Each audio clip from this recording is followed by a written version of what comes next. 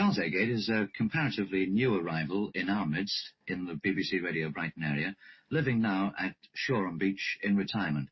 But he's no new arrival in the Guinness Book of Records because since that publication started, he's been listed every year as the man who holds an incredible record, the world record number of parachute jumps. How many, Charles, altogether? That's 1,601 with packed parachutes. And what would you say is the average number of parachute jumps that a fellow would do in his service career, even in wartime? Well, this would depend whether he was an instructor or just a paratrooper. But if he's an instructor, he wouldn't get the opportunity to make, more than perhaps 120 or 130 jumps unless he stayed in the whole period of time that the training took place. Well, we'll come back a little bit later and find out how it is then that if 120 or 130 is the average, that you managed to run up 1,601. But for the moment, let's go back to beginnings. Whereabouts do you come from? Where were you born? And I was born in Reigate in Surrey. And when? 1905. And you became a teacher, I know, but before that, what about schooling? I was educated at Reigate Grammar School. I went to an ordinary state school in Red Hill and won a scholarship to Reigate Grammar School, where I had 7 very happy years before I went to Teachers Training College, Goldsmiths College, which is one of the colleges of London University. In those early days in Reigate, you eventually came on to be a physical education teacher and a science master. In those early days, did you have an interest in sport and physical things at that time? Oh, yes, I'd always been very keen on football, and then at college, of course, I took advanced physical training and took science. And when I started my teaching career, I worked in Surrey's very first central school, which was at Leatherhead Central School. And there I specialised in taking all the boys for physical training. And I also took science up to, well, I suppose what we would call today GCE standard. When did you first decide that you wanted to become a teacher? Was this a thing that gradually evolved, or was it a fixed ambition? Yes, it gradually evolved. When you were at school, it was possible to get grants if you went to college. And my father, who worked on the railway, I think pushed me to become a teacher.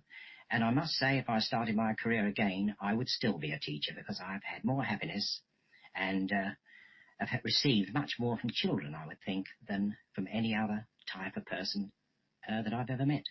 Have children changed much over the years? Because you started teaching around about 1926, I think. That's right, 1926.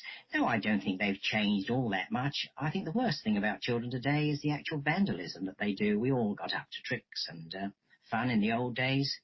But I can't remember that we ever went out and deliberately broke things like they do today. And this is something I can't quite understand. You got no hunches as to why they do it? Is it one of the sort of maladies of society, do you think? Well, they put it down to that, but I couldn't put my finger on it and say why. They want to just smash things up, especially when most of the things they smash up belong to their parents. Well, we're taking good care that nobody smashes up our gramophone records. We've got the first one on the turntable now. It's a Tony Hatch composition. It's performed here by Petula Clark. And why have you chosen it, John? Well, Petula Clark is my favourite female singer, or lady singer, shall we call her. She's my favourite singer. OK, let's go downtown then with Pet Clark. Pet Clark's 1965 hit Downtown. Now, Charles Agate, you've left Reigate Grammar School. You're at Goldsmiths College, I believe you said, connected to London University. What were undergraduate days like in the 20s compared with what we hear about them now? Because there's a very large degree of undergrads here in Brighton. 12,000, I believe, also. Oh. Well, I think this is where things did change a lot. We weren't undergraduates. We just purely went for a 2-year training, a 2-year teacher training course. And everything was stressed, I think, in that course to become an actual teacher. They were more interested in you being able to manage a class of children. And in those days, they used to be up to 50, 55. They were more anxious that you could manage the class of children, really, than that you could really teach them. Because the point was, unless you could manage the children, you can't teach them. Perhaps that does happen today. Today, they seem to stress more on the academic side of the teacher, rather than whether the teacher can manage the class. And they used to run 3 certificates, a first-class certificate, a second-class, and a third-class.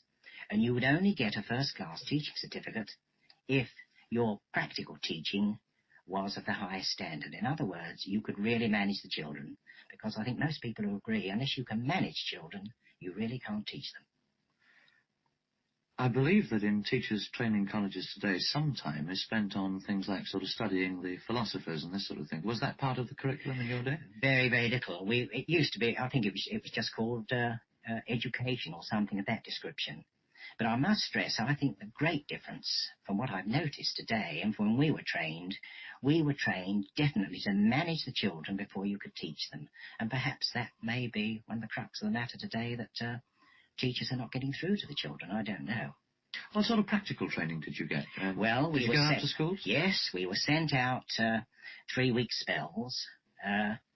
Some of these were pretty tough schools. They were in the wharf area of London, around New Cross area, and down to the river. And we were given just a short time with the teacher in the classroom, and then eventually the teacher would go away, and you were left to manage those children on your own. And you pretty soon knew whether you could manage children or whether you couldn't. It was really a practical experience of managing those children on your own. And I think I can remember quite a number of students who were at Goldsmiths. When they found they just could not manage these children, they merely turned the job in and didn't become teachers, which was probably a good thing. But even so, for those who did, presumably there was a process of trial and error and Yes, adjustment. and you had quite a number of the spells of this actual practical experience with the children on your own in the classroom. Then you would have the lecturers, so-called inspectors, coming along. They'd stand in the background, they'd listen to you teaching, and they would try and see actually what control you had got over the children. So I think really we had more practical work with the children in the class then than probably we do today, than they do today. Now, you hold the official record for the number of parachute jumps, 1,601. I've got at least 10 bob here that says you must have some sort of a record for teaching in a number of schools. 129 different schools you've taught in. Yes, that was because I went on the unattached staff. I told you I started at Leatherhead Central School as a physical training and science master. Well, I stayed on there for, I think it was 3.5 years, but then I wanted to get more experience, and I liked to move around, especially motorcycling. So I got on the permanent unattached staff of the Surrey Education Authority and could be sent anywhere in Surrey at, more or less an hour's notice to take over any type of school or any type of class. And here I had vast experience because, as you can probably imagine, many of those were classes or schools of special difficulty. Perhaps where a headmaster had been very ill, school had been let go a bit. Well, you would have to go over and just take the school over as it stood. These were anything from lovely little country schools stuck right out in the country to the urban schools around the Croydon area. And I found this very interesting, and I also found it gave me a great, it helped me tremendously in my teaching profession, because I met children of different types, and the urban children together with the country children. Let's have another piece of music now. The name Johnny Mathis and the title is Moon River. What brings that into your list? Well, Moon River is the favourite theme of my daughter. I've just one daughter, Lynette. She was a model in London before she married. She's living in Hawley now. I hope she hears it. This is her favourite, Moon River. Well, there's a popular enough song recorded by many artists, Moon River there. The version that we chose, appropriately enough, was Johnny Mathis, who was a physical education buff himself and nearly made the American Olympic team. Charles, we've spoken about your record parachute jumps and what I think must stand as something of a record of the number of schools in which you've taught. I wouldn't mind betting there's a little bit of a record involved here. I understand that the first time you spoke to your wife, you were both lying down in the middle of the road. Now, there can't be many people who can say that. How did it come about? Well, she's listening in. I don't know how pleased she's going to be, but I was going up to Crystal Palace Speedway on a very, very nice new Norton motorcycle, and this young lady ran out of a hairdresser's in the middle of Purley High Street, which is on the main road, the A23 into London. And she crashed straight into the front of my brand new motorbike, and over we rolled.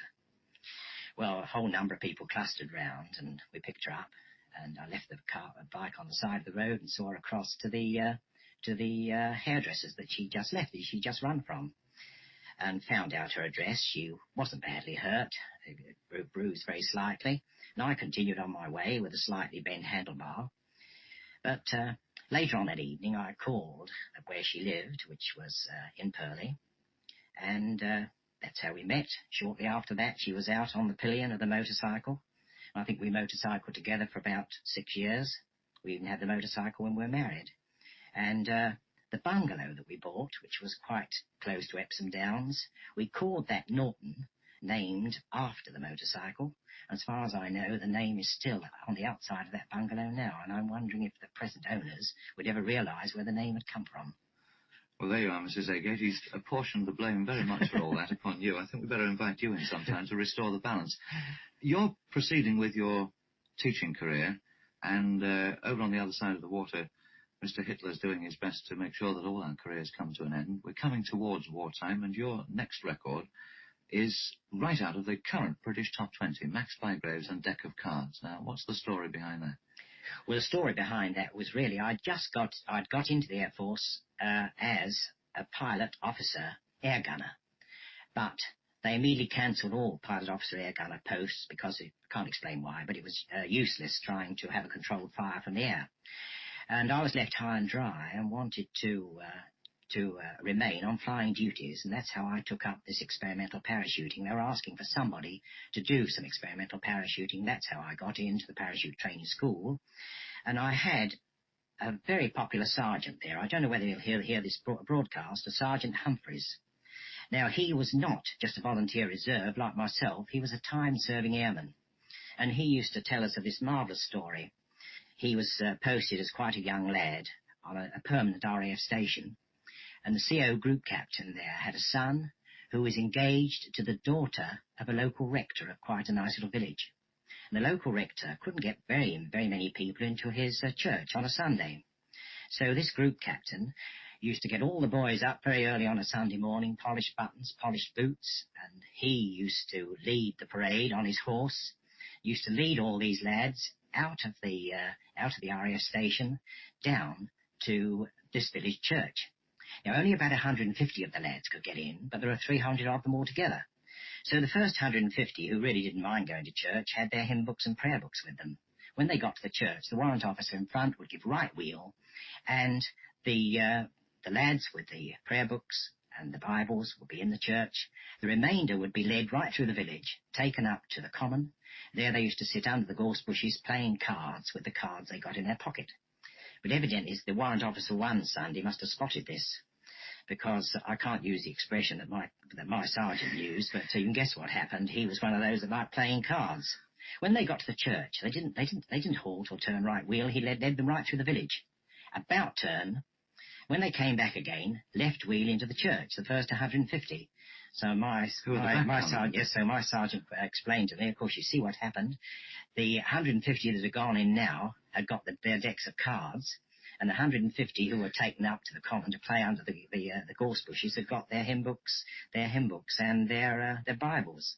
But since I've heard this record of Max Bygraves, I suddenly realise the significance of having a deck of cards in the church and not necessarily a hymn book and a Bible. I expect you probably hear it now. Stuart Hobday just said that just shows what you can get away with in the services. Would you look at it like that, Charles? Oh, yes, I think so. I think you can get away with a decent lot in the services. But anyway, dealing strictly from the top there, Max Bygraves and Deck of Cards. Let's get back to parachuting. Had you done much flying before you became a parachutist? No, none at all. I mean, as a school teacher, you certainly couldn't afford to fly. I hadn't done any at all. But presumably you did some in the services before you sort of went up for a jump, did you? No, because as I said, I went in as an officer air gunner, but we were never posted anywhere, and of course had no training whatsoever at all. I went straight, really, as a parachutist. And I suppose this is very unusual. My first experience of a parachute jump was being handed over to a gentleman called Harry Ward. He was the only man who had been taken into the Air Force to do some parachuting, purely because he had been Sir Alan Cobham's parachutist well before the war, when Sir Alan Cobham used to run an air circus around the country. And Harry Ward used to jump off the wing of an old biplane for the crowds where they were having this display. And I met him for the first time. I was taken into a Whitley bomber. There were 4 other people there. I think 2 were Poles and the other was an English soldier. And I had my best blue on, just an ordinary pair of shoes. And they'd removed the rear gun turret of the Whitley bomber and put a little platform there with a rail. And as we got into the aeroplane, that was the first time I had been in an aeroplane. And Harry Ward just turned to me and he said, "You're the only one in the RAF, so you better go first."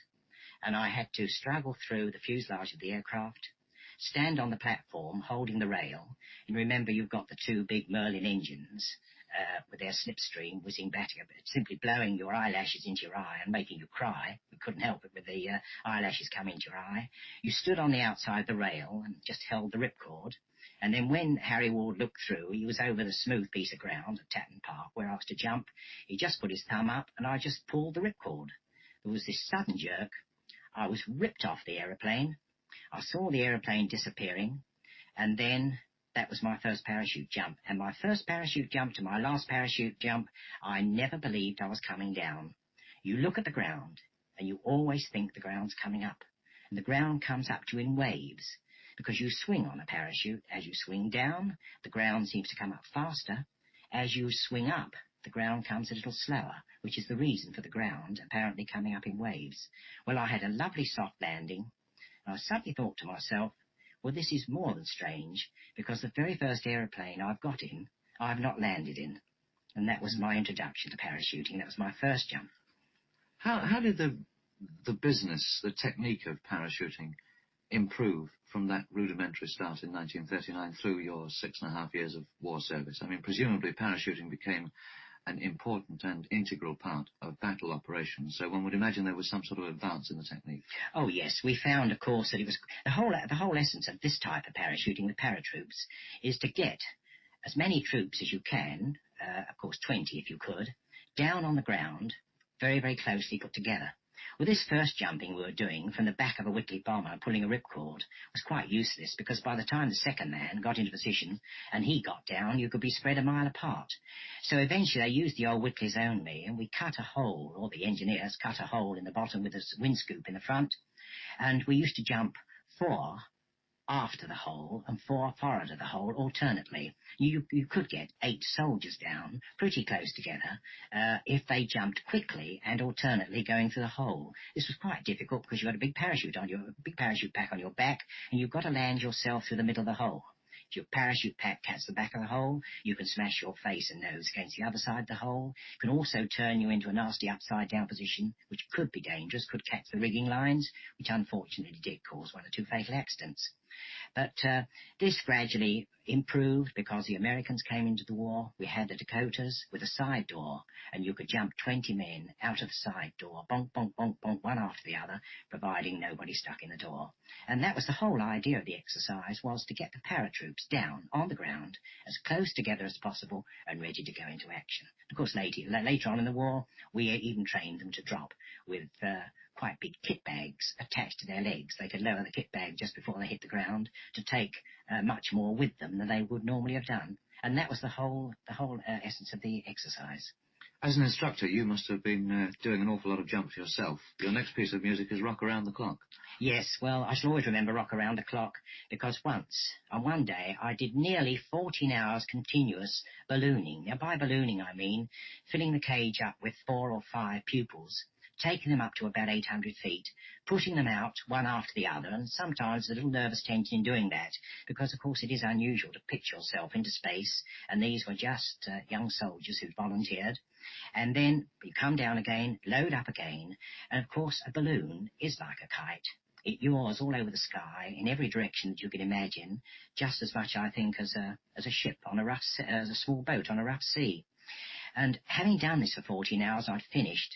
I remember when I got out of the balloon cage, I really couldn't walk. I had to hold on for a while because I'd lost my sense of balance. But I eventually got over to my caravan, which was on the landing ground, but I couldn't sleep all night. Literally, it was rock, rock, rock, rock, the sensation I'd been having in the balloon. So I shall always remember Bill Haley and his Comets playing Rock, Rock Around the Clock. Bill Haley and the Comets and Rock Around the Clock. You're listening to BBC Radio Brighton's My Kind of Music feature programme, and our guest this week is Charles Agate from Shoreham, who holds the record, the world record, for the highest number of parachute jumps, 1,601. Why the odd one, Charles? Why didn't you just stick to the 1,600 and call it a day there? Well, I had done. It was just before the 1946 Derby, when I was to leave the RAF, and I'd had my logbook closed, my fourth flying book closed with 1,600.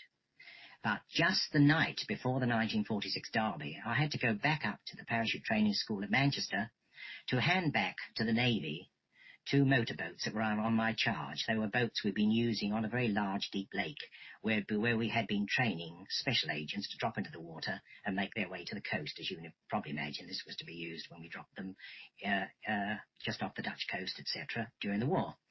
But I handed these back, and I travelled back through the night, the night before the 1946 Derby. When I arrived at Weston-on-the-Green, which was the landing ground where I was in charge in Oxfordshire at the new parachute training school, my sergeant, Sergeant Humphreys again, told me there was a horse called Airborne running in the Derby on that day. I didn't even know this. I said, well, it's a good horse. He said, well, it's about 66 to 1, but he said, you've been airborne for so long, why did you put a pound? Why did you put some money on it? I said, well, I put £1 on it.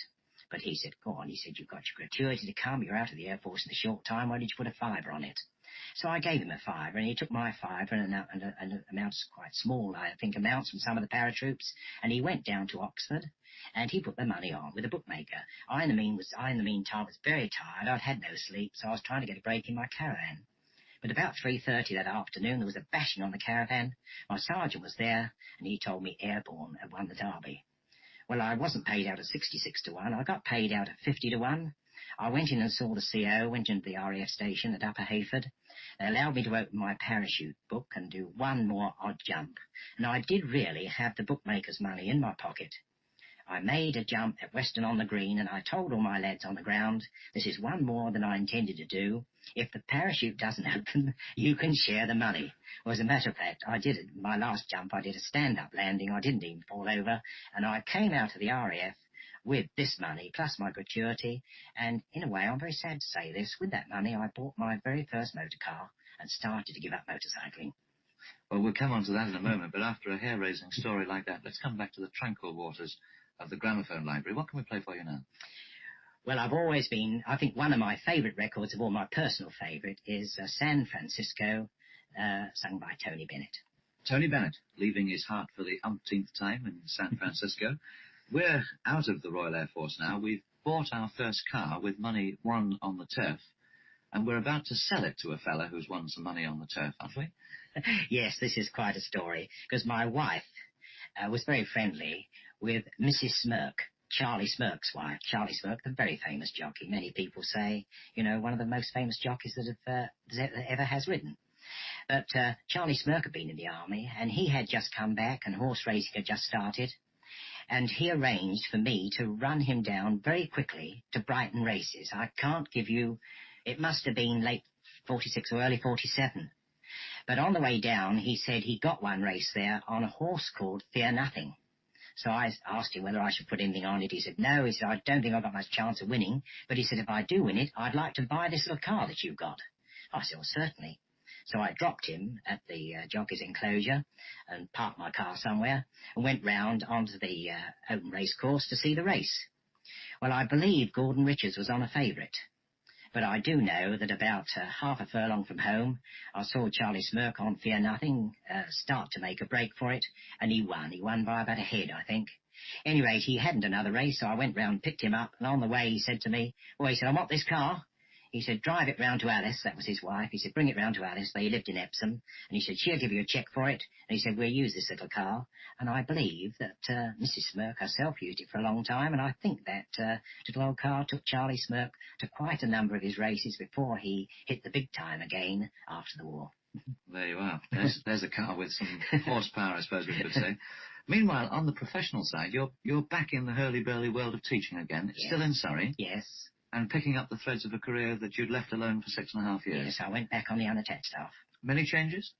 No, not really many changes. I felt that probably I'd done the right thing. I mean, I'd gone off. I'd had a very, very glamorous war. Whereas many of the other teachers, they'd been packed off down into the country with masses of children. I'm sure they had a much more difficult time and a harder time than ever I did, parachuting and enjoying it so much. How did your teacher's income in 1946 stand you for the cost of living? bearing in mind that it was immediate post-war and inflationary times, compared with your teacher's income when you came into the profession 20 years earlier? Oh, yes, that's quite a point. You see, teaching was much sought after when I started about 1924, 1926. We were certainly far better off than bus drivers, train drivers, practically any normal job that you can mention. And for instance, this one thing I think will explain it. I started on £180 a year.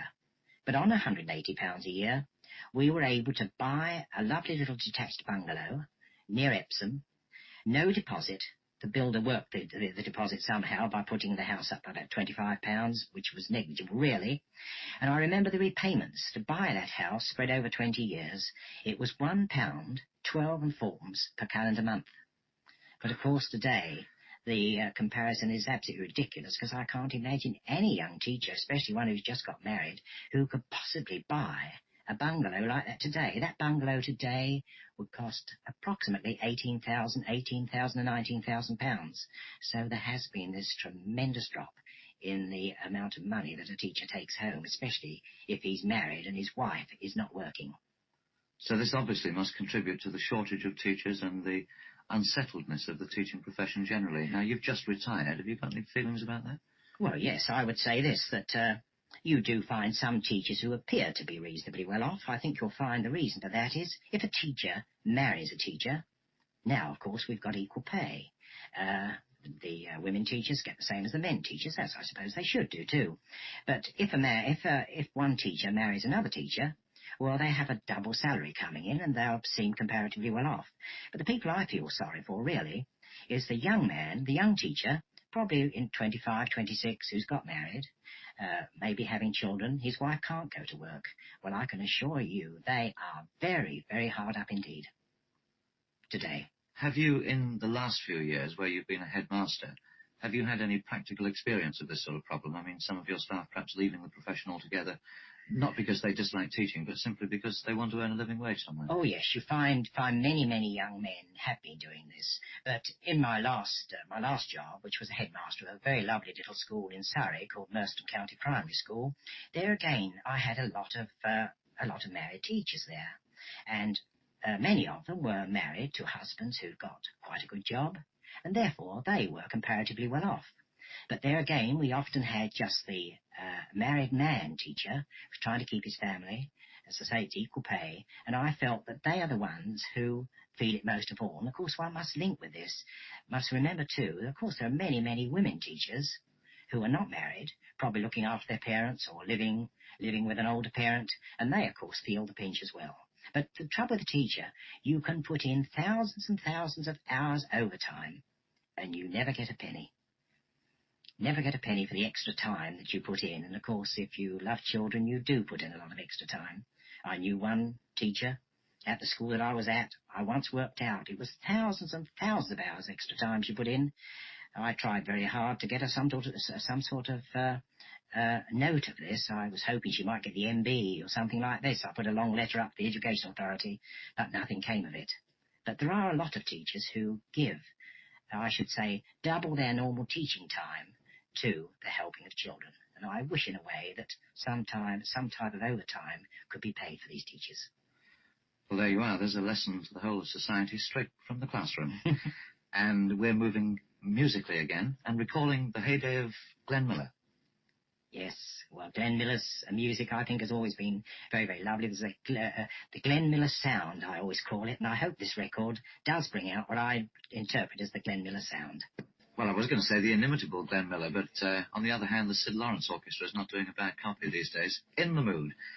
Now, Charles, I understand, if we can turn our attention to parachuting once again, that for about 25 years now, since you left the RAF, you've had £100 burning a hole in your back pocket, with which you're willing to pay for another final jump. What's the story of that? Yes, well, I suppose I'd better explain this to you. Parachuting, in my opinion, if you do a lot of it, does become a drug. It became a drug to me, a really vicious drug, because I knew this when I left the RAF. I nearly had to go back to the RAF neurosis specialists. I couldn't sleep at night. I used to bite my nails right down to the quicks. And I just used to do all sorts of jobs at night to try and get over it. I did eventually get over it. I know why it's a drug. Every time you do a parachute jump, if you stand at the door of an aircraft or you're going to make a jump from the balloon or whatever type of jump you're going to do, you always get a slight nervous tension. You get a dryness of the lips. But eventually you pick yourself out, whatever type of jump it is. The parachute opens. If the parachute doesn't open, well, of course, you have no worries. But the parachute opens, and then your only worry is to make a nice landing. Well, I used to be very light in those days, and I used to be able to stand up about 6 times out of 10. But this is the strange thing. Every time your feet touch the ground, you have a wonderful feeling of exhilaration. I think this is what happens. The nervous tension that you give out or comes out from yourself as you pitch yourself out, you're repaid by nature, as it were, when your feet touch the ground. You get this wonderful feeling of well-being and of exhilaration. If you've got a toothache, a headache, or a hangover, there's no doubt about it. When your feet touch the ground, they've gone. They come back in about a half an hour, but definitely that is the drug effect. And, of course, I was usually doing anything between 7 and 8 jumps every day. The most I ever did in a day was 16, and the most I ever did in a calendar month was 75. So I literally was almost living and sleeping parachuting, and so having it suddenly taken away from my body, I think that's how the drug effect got into me, and I couldn't stop it.